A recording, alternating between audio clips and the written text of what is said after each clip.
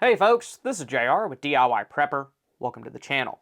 As we head into the end of the year, there are several things happening right now that could have a major impact on both your day-to-day life and your ability to prepare, between new trade restrictions, supply chain problems, and the usual winter weather concerns. Some of the items that we rely on most could either go up in price or become harder to find, and unfortunately, most folks won't realize any of that until they walk into a store and either can't find something or they get hit with a huge bill while they're checking out. That's why it's so important to act now while things are still available and prices are relatively stable. So today, we're going to cover what we should all buy before November based on what's happening in the world right now. I'll give you some examples of specific products, along with why they might be harder to find soon or become more expensive. First up, we have shelf-stable food, specifically meat and protein. Over the past couple of weeks, we've seen more headlines about bird flu spreading across U.S. livestock, including new cases in California, Minnesota, and Michigan. On top of that, farmers are still culling infected herds, and now there's growing concern that certain egg and dairy products could be affected in the fall and winter. All that could put pressure on prices and could also lead to shortages in some areas, so it wouldn't be a bad idea to pick up a few things. First, there's canned meats. That can include canned chicken, turkey, tuna, salmon, and even beef. Even though some of those aren't directly affected by the bird flu stuff, they're still easy to store, don't require refrigeration, and have a long shelf life. Keystone meats are a good option if you want something a little more premium, but really even the basic store brands are pretty decent. After that's powdered eggs and dried milk. These got expensive the last time bird flu flared up, and if we see more outbreaks, prices may spike again, so get them now while they're still in stock. Then evaporated milk and powdered butter wouldn't be bad to have around either. Then also don't forget about your basics, including core, baking, and pantry staples. There's been some talk recently about tariffs on imported sugar, plus ongoing weather issues in major growing regions for things like wheat.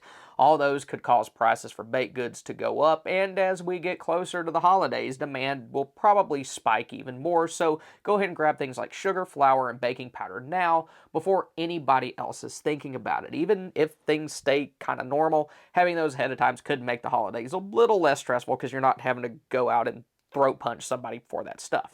Then also pick up other things like salt, yeast, cocoa powder, chocolate chips, and baking mixes. And there's never a bad time to top off supplies of white rice, dried beans, and pasta. Those are some of the cheapest calories that you can buy, and they can last for several years if you store them properly. If you want to be fancy, you could also pick up some freeze-dry meal kits or number 10 cans with long-term food storage in them. Prices have been relatively stable lately, but if we start seeing more headlines about inflation or supply disruptions, especially with winter storms or overseas conflicts, then those prices could change. Then finally, there's coffee. Arabica futures are up again, and that tends to hit store shelves a few weeks later, so if coffee's part of your morning routine or you need it to prevent psychotic urges, then go ahead and grab a little extra now. Then another thing we should all do as soon as possible is take a look at our online security. If you've ever searched for yourself online, you've probably been shocked at how much personal information is out there. Your name, address, phone number, even your family members. And the scary thing is that that info is available all over the internet. Scammers, identity thieves, or even stalkers could use it to cause all sorts of problems. But the good news is that you do have the right and the ability to protect your information. I've been trusting Delete Me to help protect my online privacy for over a year and a half now, and I'd like to thank them for sponsoring us today. Delete Me is a hands-free subscription service that'll reach out to hundreds of data brokers and people's search sites and request to have your information removed from them. They've been doing this for over 15 years, and they were even named as the #1 data removal site by Wirecutter. Delete Me is used by public figures, including content creators like myself, to help keep their information out of the wrong hands. And as somebody who puts themselves out there on the internet, it's really important for me to have a service like this. They've helped remove my information from numerous websites, And then they also help make sure that it doesn't show back up later on. I can't even guess how long that it would have taken me to have done all of that myself. I think that they're an excellent service to use, and if you want to check them out, then go to joindeleteme.com/PrepperTV and use the code PrepperTV at checkout to get 20% off of your order. Next up, we have building materials and repair supplies, and with what's going on right now, prices on those could go up. President Trump recently set a 10% tariff on lumber imports and a 25% tariff on cabinets and some furniture. So because of this, if you have any home repair or building projects that you were planning on doing, now would be a good time to go ahead and pick up any supplies that you may need. Prices on plywood, pressure-treated lumber, OSB board, trim, and other supplies could go up once retailers start adjusting their inventory. Even if some of that stuff is made domestically, those products are still competing in the same supply chain, and that means prices could get dragged up across the board. Plywood is probably the most critical thing to buy, especially if you live in a storm-prone area, since it can be used to board up windows. Then after that is 2x4s and other dimensional lumber. Those are used in pretty much any home repair building project that you could imagine. And if you're in the middle of a remodel, you may want to go ahead and pick up any things like trim or molding that you're going to need for that. Then since winter's on the way, it's also a good idea to have some PVC pipe and some basic plumbing fittings on hand. Having those would allow you to deal with any burst pipes or leaks that you may have to deal with when temperatures start to drop. Also, take the time now to seal any leaks around doors or windows using caulk, expanding foam, or weather stripping. Just use whatever will work best for your specific job. And unfortunately, these are the kinds of items that most people forget about until they absolutely need them. And when folks do need them, like after a big storm or during a supply crunch, they may not be there, or they could cost a lot more than they do now. Then another thing to think about is that stores could be closed or inaccessible during an emergency. Maybe you're snowed in and you can't leave your house, or your hardware store was damaged by the hurricane just like everything else was.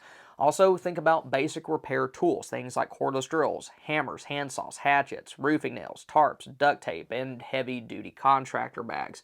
If you're relying on a fuel-based generator, make sure that it'll start up and that you have plenty of fuel and extra oil, along with simple replacement parts like spark plugs and air filters. Next up, we have one of the most important and volatile items, and that's fuel. This is one of those areas where if you don't plan ahead, you're either gonna overpay or go completely without, especially once weather starts to go downhill. And judging by what's going on right now, there are several warning signs that fuel prices could be heading up again in the near future, at least for certain fuel types.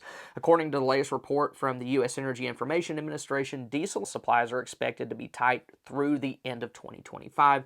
That's partly due to planned refinery maintenance, but there's also concern about how strong demand will get once the weather gets cold. If this winter ends up being rough, we could see a real squeeze on things like diesel, kerosene, and home heating oil.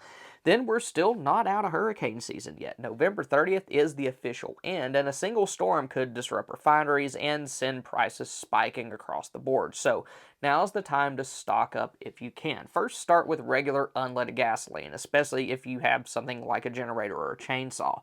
Even if you just use it to top off your vehicle, having some stabilized gas on hand can be a lifesaver. Thankfully, gas prices are a little lower than they were last year, so stocking up won't be as much of a burden.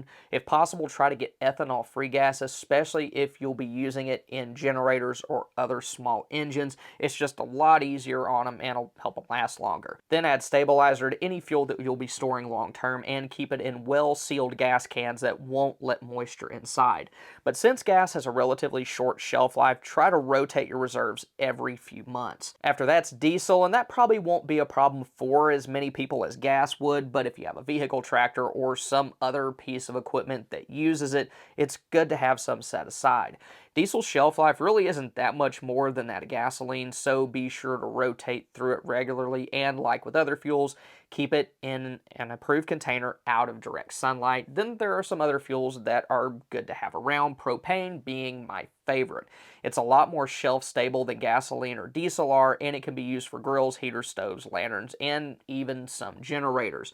Propane prices are fairly stable right now, but it isn't uncommon for propane dealers and exchanges to get hit kit if a storm is heading your way. So now's a very good time to go ahead and top off your tanks or swap out old cylinders. Also, make sure that any hoses that you use to hook up your equipment are in good shape, and change out any old filters like those used with buddy heaters. If you haven't already done so, it wouldn't be a bad idea to invest in a propane refill kit. That way you can use smaller things like lanterns and heaters without having to worry about connecting them to a larger cylinder. After that, kerosene's good to have if you rely on things like kerosene heaters or oil lanterns. Unfortunately, though, kerosene isn't as easy to find as it used to be. Most gas stations, at least where I live, don't carry it anymore. Many times you have to buy it in smaller jugs at big box or hardware stores, and I personally don't even use regular kerosene anyway. My main use for it would be oil lamps, and for those, I prefer kerosene alternatives like Clean Heat or paraffin lamp oil. Those put off less fumes, which makes them a little better for indoor use. Also, don't forget fuel for other small appliances like butane or alcohol stoves. Butane and denatured alcohol both tend to be pretty inexpensive and are easy to store. Just be aware, though, that with butane, it won't vaporize at temperatures 31 degrees or lower, and that could be an issue during a cold weather power outage. Next up, we're going to talk about something that a lot of folks overlook until it's way too late, and that's medical and hygiene supplies. Because when things start to get bad, this is one of the first areas where shortages show up. I'm sure we all remember how things were in the spring of 2020. Things like over-the-counter pain relievers and even toilet paper were really hard to find, and that wasn't even a grid down situation. It was just a bunch of people panic buying, and things were hard to find for months. And with colder weather coming up, there's a very good chance that we'll see increases in RSV, flu, and other respiratory illnesses, and when those go up, so will demand for medications. Simple things like acetaminophen and ibuprofen may get harder to find, and that's true for both standalone medications along with other things like NyQuil that have acetaminophen combined with other things like decongestants. Just keep in mind, though, that many decongestants aren't really that effective. Many times to get something that actually works, you'll have to show off your driver's license to get pseudoephedrine from behind the counter. And if you do get that, though, you want to keep an eye out for side effects like dizziness, because that can happen. Then also have a good supply of other medications that you use regularly. That can include things like Benadryl or cetirizine for allergies or famotidine for heartburn. If you have young children, be sure to get versions of medications that are formulated for them, because they can be different. And if you or a loved one relies on prescription meds, keep an eye on those. Refill them as soon as possible, and also look into services like Jace Medical, which can provide an emergency supply of common medications or antibiotics.